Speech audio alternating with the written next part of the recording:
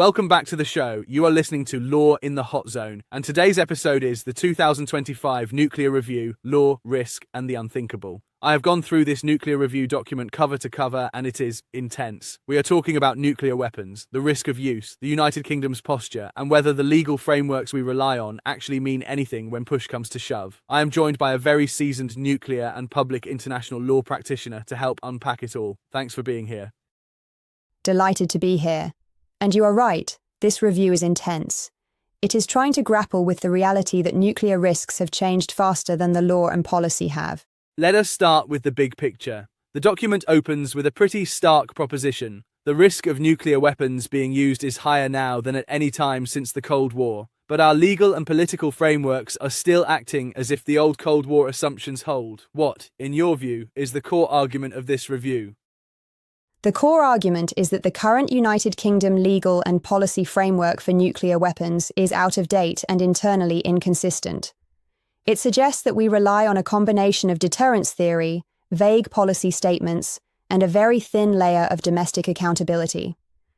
But when you test that against contemporary nuclear risks, miscalculation, escalation in regional wars, emerging technologies, it becomes clear that the safeguards we think we have are mostly political, not legal. The review calls for a comprehensive reassessment before 2025 of how the United Kingdom authorises, constrains, and justifies nuclear use. It felt to me like the document is saying, we have these political assurances, some constitutional conventions, some half-explained references to international law, but if a prime minister in a crisis wanted to press ahead, there is remarkably little in hard law that would actually stop them. Is that fair? That is fair. The United Kingdom's system essentially concentrates the power to authorise nuclear use in the hands of the Prime Minister, acting under the royal prerogative. Parliament has no legally guaranteed role in that decision. There is no statutory framework spelling out conditions or procedures for authorising nuclear strikes, and the legal advice on which those decisions rest is secret and non-justiciable in practice.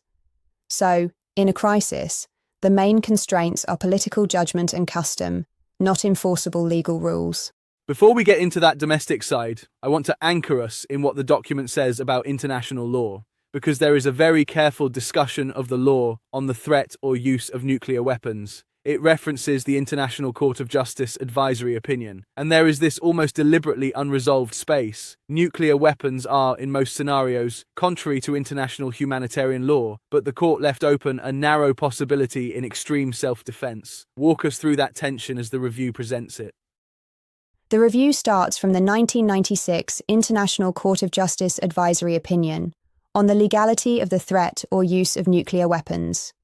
The court concluded that the threat or use of nuclear weapons would generally be contrary to the rules of international humanitarian law, proportionality, distinction, unnecessary suffering. But it could not definitively rule out the legality of use in an extreme circumstance of self-defense, when the very survival of a state is at stake. The United Kingdom tends to lean on that narrow opening. It says, we will only use nuclear weapons in extreme circumstances of self-defense and always in accordance with international law. The review's point is that this assurance is so vague and the concept of survival of the state so elastic that it does not function as a real legal constraint. And the review is pretty skeptical about the "we will comply with international law" line, right? It basically says you cannot just assert that and then classify all the legal advice so that nobody can ever check whether that is true. Exactly. The United Kingdom position is that the Attorney General and legal advisors will ensure any contemplated use is consistent with international law, but their advice is treated as confidential and is almost never disclosed. There is almost no ex post facto scrutiny, because you cannot litigate the legality of an actual nuclear strike in any realistic way. The review emphasizes that this is precisely the kind of decision where public reasoning and legal clarity should be strongest, and yet it is where our system is most opaque.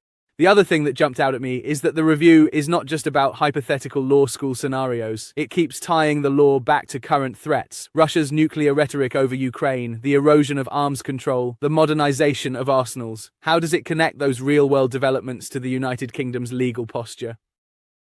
It points out that we are now in a world where nuclear signaling, nuclear coercion, and the risk of limited use are very real. Russia has normalized nuclear threats in the context of a conventional war in Europe. Several nuclear-armed states are expanding or diversifying their arsenals. Some are lowering thresholds for use in doctrine. The review argues that in this environment, the old assumption of stable, rational, mutual deterrence is less credible. That should, in theory, push states towards more robust legal and procedural safeguards. But for the United Kingdom, our public doctrine still reads like it was written for a more stable bipolar context. Let us dig into those United Kingdom doctrinal statements. The review goes through language like deliberate ambiguity about when we might use nuclear weapons, minimum credible deterrent, and so on. It sounds reassuring, but the authors are basically asking, what do those phrases really mean in law and practice? Yes. Deliberate ambiguity is a good example. The United Kingdom says it will not precisely define all the circumstances in which it might use nuclear weapons, because ambiguity is thought to strengthen deterrence. But ambiguity is the opposite of what you want if you are trying to build a clear legal framework. So we end up with these broad statements like, we will not use or threaten to use nuclear weapons against non-nuclear weapon states that are party to the Treaty on the Non-Proliferation of Nuclear Weapons and in compliance with their obligations, subject to certain reservations. The review shows that the carve-outs and the ambiguity leave open a wide range of potential use scenarios, without clear legal articulation of how they would be assessed. And then there is this point the review makes about minimum credible deterrent being treated almost as a political incantation rather than a standard that could actually be interrogated. In the UK context, there is no publicly defined legal test for when the nuclear deterrent is minimum or credible. Precisely. Minimum credible deterrent is used to suggest restraint. We are not pursuing numerical parity. We are not in an arms race. But there is no legal requirement that caps numbers, yields, or deployment patterns.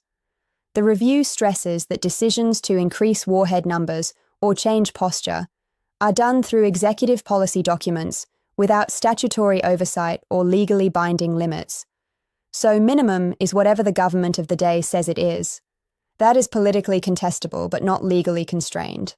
Let us pivot to domestic constitutional law, because that is where the review gets really pointed. It basically says the most consequential decision a United Kingdom Prime Minister could ever make, ordering a nuclear strike, is subject to less formal law than, say, introducing a minor regulatory change. Can you talk through how the review describes that constitutional structure? The decision to use nuclear weapons is an exercise of the royal prerogative in relation to defence and foreign affairs. The Prime Minister, advised by a small circle, can authorise use without statutory authority, without prior parliamentary approval, and without any requirement to consult Cabinet, in a prescribed way. Parliament's role is political and retrospective at best. Judicial review is, in practice, unavailable given national security, the doctrine of non-justiciability of high policy decisions, and the obvious problem that once a weapon is used, legal remedies are meaningless. The review says that this configuration is out of step with contemporary understandings of democratic accountability for the use of force, particularly where the humanitarian and existential stakes are so high. There is also that whole section about the letters of last resort that the Prime Minister writes to the submarine commanders. The review does not romanticize those. It treats them as a blunt example of unchecked personal discretion. How does it frame those letters? Those letters are personal instructions from the Prime Minister to the commanders of the United Kingdom's ballistic missile submarines, to be opened if the government has been decapitated by a nuclear attack. The contents are secret, but tradition says they set out what to do if the United Kingdom leadership cannot be contacted. The review notes that these letters are not governed by statute, not subject to parliamentary scrutiny, and not obviously constrained by prior legal review in any meaningful way. They are written by a single individual on entry to office, often under intense time pressure. The review uses them to illustrate how much of our nuclear decision architecture is built on convention, secrecy, and personal judgment rather than law. The document also takes aim at the broader culture of legal exceptionalism around nuclear weapons. There is this sense that the nuclear realm has been carved out as if the normal demands of legality, transparency, and accountability simply do not apply. Is that something you recognize from practice? Very much so. Nuclear weapons have historically been treated as sui generis, something apart. That is partly because of their destructive capacity and partly because of Cold War secrecy. But the review's argument is that this exceptionalism has become a habit. It means we accept assertions like, "We will always act lawfully," without demanding the sort of detailed public legal reasoning we would expect for far less consequential policies. It also means courts, parliaments, and the public tend to defer, assuming nuclear matters are too complex or sensitive. The review urges a move away from that posture, without disclosing operational secrets, but by building real legal structures. I want to pick up on that because I can hear listeners thinking, if you make nuclear decision-making more public and legally constrained, do you not risk undermining deterrence? The review does acknowledge this tension. How does it suggest balancing secrecy with accountability? It is careful on that point. It does not propose publishing targeting plans or detailed rules of engagement. Instead, it suggests several categories of reform. First, statutory clarification of who has legal authority to order nuclear use, and under what process. Second, a requirement that any doctrine on nuclear use be accompanied by a public legal rationale, explaining how it fits with international law. Third, some form of enhanced parliamentary oversight, perhaps a dedicated committee with security clearance, to review legal advice and policy. The idea is that you can preserve operational secrecy while still subjecting the overarching legal framework to democratic and legal scrutiny. The review also questions whether the current advisory structures around the Prime Minister are fit for purpose. It notes that legal advice on nuclear use is centralised and largely unchallengeable. Is it essentially saying we need a more plural, contested legal process, even at the highest level? Yes, at the moment, nuclear legal advice comes from a very small group: the Attorney General, Government Legal Service, and some military legal advisors. Their views are decisive, but we rarely see their reasoning. The review suggests that, at least in peacetime, there should be opportunities for external scrutiny of the government's legal positions on nuclear matters. That might involve publishing more of the reasoning behind policy documents, allowing parliamentary committees to question legal advisors, and commissioning independent reviews. The aim is not to paralyze decision-making in a crisis, but to ensure that the legal boundaries are debated and understood in advance. Something else that struck me, the document is quite critical of how the United Kingdom uses the language of deterrence to justify almost everything, but it points out that deterrence theory is not law, it is a strategic concept. How does the review handle that distinction? It emphasizes that deterrence may be a policy goal, but it does not automatically validate any means chosen to achieve it. You cannot say, "This threat is necessary for deterrence, therefore it is lawful." International law still requires that threats of force be compatible with the United Nations Charter and international humanitarian law. The review warns that blurring deterrence rhetoric with legal justification leads to a kind of circular reasoning. Because we have nuclear weapons, we assume their threatened use must be lawful, and because we assume legality, we do not question the underlying doctrines.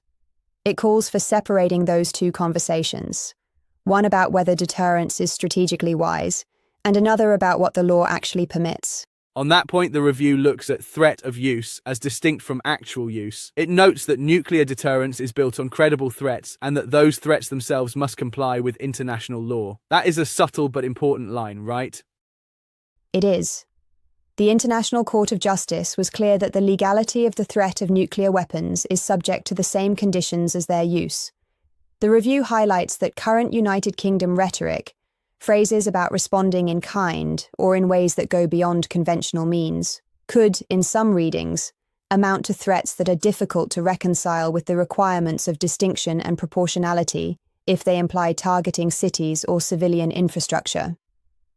The review does not claim that all deterrence signalling is unlawful, but it urges a more careful alignment of language with what would actually be permitted.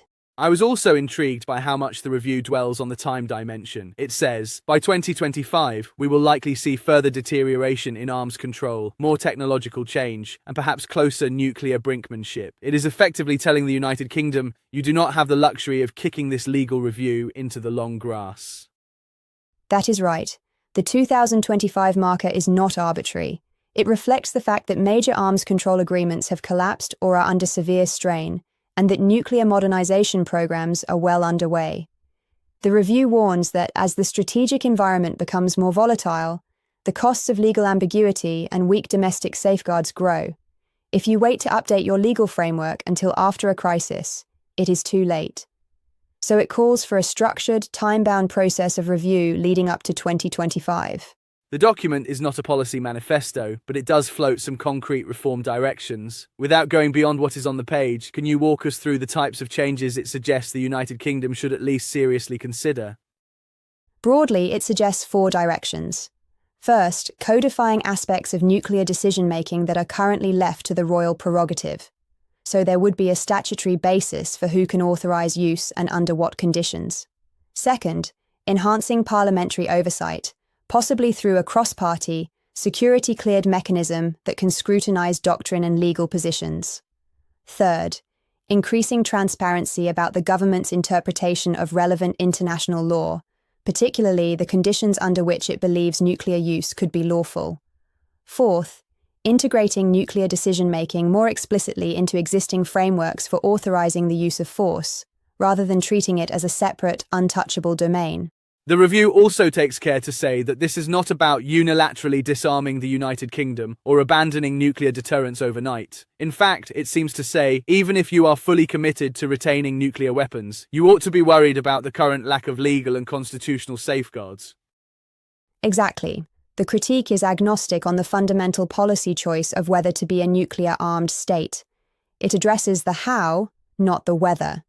It says, if you are going to hold this kind of power, you should do so under the most rigorous legal and democratic controls possible. That is a position that should, in theory, appeal across the spectrum. Failing to build those safeguards is risky, whether you are a supporter or opponent of nuclear deterrence. Before we head toward takeaways, I want to touch on one more thread, the review's concern about miscalculation and automation. It is not science fiction, it is talking about real risks of early warning errors, time pressure, and the way complex systems behave in crises. How does that feed into its legal argument? It underlines that legal frameworks built on calm, rational deliberation may not match the circumstances under which nuclear decisions are actually made. Early warning systems can generate false alarms. Communication channels can fail. Cyber interference is a reality. Decision-makers may have minutes, not hours, to choose a course of action. The review suggests that this reality makes it even more important to have clear, pre-established legal constraints and processes, because you will not be able to construct them from scratch in the middle of a crisis. It also hints that doctrines premised on rapid escalation or launch on warning are particularly difficult to reconcile with meaningful legal assessment. Let us wrap this into some clear takeaways, drawing only from what the review itself says. If you had to distill the message to United Kingdom policymakers, what would you highlight? First, the risk environment has changed. Many experts assess that the likelihood of nuclear use, whether deliberate, inadvertent, or through miscalculation, is higher than at any point since the end of the Cold War. Second, the United Kingdom's current legal and constitutional arrangements for nuclear decision-making are often described as thin, opaque, and over-reliant on executive discretion and political custom. Third, the gap between public assurances, "we will always act in accordance with international law," and the absence of visible legal reasoning or enforceable constraints is seen by some analysts as undermining credibility and accountability. Fourth, there is still time, before 2025, to undertake a deliberate review and to put in place clearer statutory frameworks, stronger parliamentary oversight, and more transparent articulation of how nuclear doctrine aligns with international law. And from a broader democratic perspective, the review is saying this is too important to be left to secrecy and convention. Whether you believe in nuclear deterrence or not, you should want the most consequential power the state holds to be subject to real law, real oversight, and real public reasoning. That means acknowledging that the world of 2025 is not the world of 1985, and that our legal structures need to match the risks we actually face, not the ones we remember. Exactly. If there is one thread running through the entire document, it is that nuclear weapons cannot remain a legal and constitutional exception. They have to be brought into the same culture of justification and accountability that we demand in other areas of state power, only more so. We will leave it there. We have been talking about the 2025 Nuclear Review Number 1 and what it reveals about the United Kingdom's nuclear posture, the gaps in our legal and constitutional framework, and the urgent need for a serious review before the world moves further into uncharted territory. Thank you for walking us through it with such clarity. Thank you. These are uncomfortable issues, but they are exactly the ones we need to confront. And thanks to all of you for listening to Law in the Hot Zone. Stay curious, stay critical, and keep an eye on how power is actually structured, not just how it is described. See you in the next one.